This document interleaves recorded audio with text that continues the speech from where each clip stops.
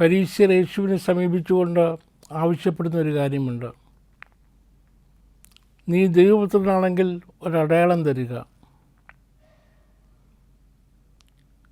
Golden MacDonald എന്ന ഗ്രന്ഥകാരൻ ആത്മീയ ജീവിതത്തെ ഉത്തേജിപ്പിക്കേണ്ടത് എപ്രകാരമായിരിക്കണമെന്ന ഒരു പുസ്തകം എഴുതിയിട്ടുണ്ട്. 5 തരം മനുഷ്യരെ പറ്റിയാണ് അദ്ദേഹം പറയുന്നത്. ഒന്നാമത്തെ കൂട്ടർ വിഭവസമൃദ്ധിയുള്ളവരാണ്. അവരുടെ സാന്നിധ്യം നമുക്ക് വലിയൊരു ഇൻസ്പിറേഷൻ കൂടിയാണ്. അവർ ഗുരുസ്ഥാനികളാണ്. നല്ല മാതൃകകൾ നൽകി നമ്മെ പരിശീലിപ്പിച്ചവരാണ്. നമ്മുടെ സ്വഭാവത്തെ മാത്രമല്ല ജീവിതത്തെയും സംസ്കരിച്ചെടുക്കേണ്ട നന്മയുടെ മാർഗങ്ങൾ പറഞ്ഞു തരുന്നവരാണ്. രണ്ടാമത്തെ കൂട്ടർ നമ്മുടെ സഹപ്രവർത്തകരാണ്. നമ്മോടൊപ്പം നിന്ന് പരസ്പരം സഹായിച്ച് ഏൽപ്പിക്കുന്ന ദൗത്യങ്ങൾ ഒരുമിച്ച് ചെയ്യാനുള്ള സന്നദ്ധത കാട്ടി ഒപ്പം കൂടുന്നവരാണ് ടീം പേഴ്സൺസ് എന്ന് അവരെ വേണമെങ്കിൽ വിശേഷിപ്പിക്കാം. മൂന്നാമത്തെ കൂട്ടർ നമ്മെ ഗുരുസ്ഥാനികളാക്കി മാറ്റുന്നവരാണ്.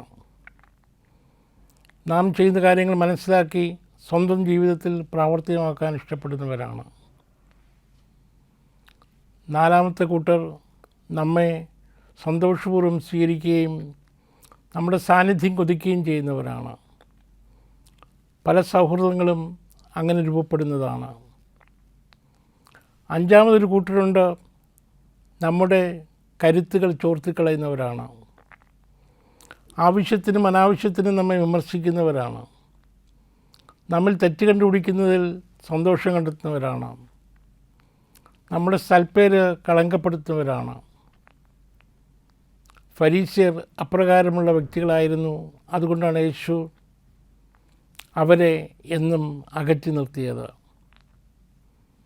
ഫരീസ്യൻ്റെ പ്രാർത്ഥനയുടെ പൊള്ളത്തരം യേശു കാട്ടിക്കൊടുക്കുന്നതും ആ അർത്ഥത്തിലാണ്. മറ്റൊരു കൂട്ടർ നിയമജ്ഞരാണ്. സാബത്ത് മനുഷ്യന് വേണ്ടിയാണ്, മനുഷ്യൻ സാബത്തിന് വേണ്ടിയല്ല. ഒരു നിയമവും നന്മ ചെയ്യുന്നതിന് തടസ്സമാവരുത് എന്നുകൂടി യേശു പറഞ്ഞു വയ്ക്കുന്നു. യോന എന്ന പ്രവാചകനെ കാട്ടിക്കൊണ്ടാണ് യേശു പറയുന്നത്, യോനായുടെ അടയാളമല്ലാതെ മറ്റൊരടയാളം നിങ്ങൾക്ക് നൽകില്ലെന്നോ. യോന ദൈവത്തിൻ്റെ ഹിതം നിറവേറ്റാൻ സന്നദ്ധമാകാതെ ഒളിച്ചോടുകയായിരുന്നു. എന്നാൽ യോനയുടെ അനുഭവം മാനസാന്തരത്തിലേക്ക്, നിനിവെ നിവാസികളുടെ മാനസാന്തരത്തിന് വേണ്ടി അദ്ദേഹം ഇറങ്ങിത്തിരിക്കാൻ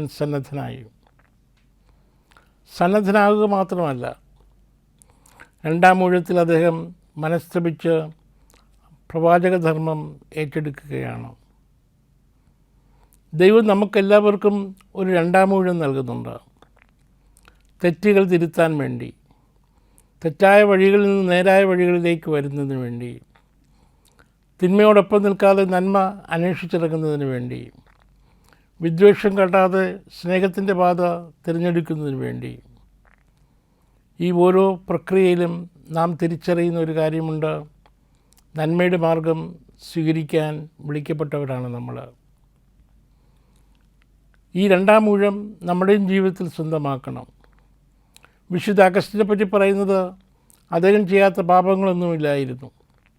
പക്ഷേ പിൽക്കാലത്ത് മാനസാന്തരപ്പെട്ട് മോണിക്ക എന്ന വിശുദ്ധ അദ്ദേഹത്തിൻ്റെ അമ്മയാണ്. ആ അമ്മയുടെ കണ്ണീര് കണ്ട് ആ മനുഷ്യൻ നേർവഴി തിരയുകയാണ്. വിശുദ്ധരുടെ ജീവിതത്തിൽ ഇത് നമുക്ക് കാണുന്നുണ്ട്. മറ്റുള്ളവർ നമുക്ക് നേരായ വഴികൾ കാട്ടിത്തരുമ്പോൾ അതിലേക്ക് പോകാൻ വിളിക്കപ്പെട്ടവരാണ്. ദൈവം നമുക്ക് നൽകുന്ന 2-ാം ഊഴമാണ് നൊയമ്പുകാലം. നന്മയുടെ വഴി തേടാൻ, നീതിക്ക് വേണ്ടി നിലപാടുകളെടുക്കാൻ, സാഹോദര്യ സ്നേഹം ഊട്ടിയുറപ്പിക്കാൻ, നമ്മുടെയൊക്കെ ജീവിതത്തിൽ വന്ന തെറ്റുകൾ തിരുത്തി മുന്നോട്ട് പോകാൻ, വഴിപിഴച്ചു പോകാതെ നേർവഴിയിലൂടെ നടക്കുവാനുള്ള കാലഘട്ടമായി നൊയമ്പുകാലം നമുക്ക് ആചരിക്കാം.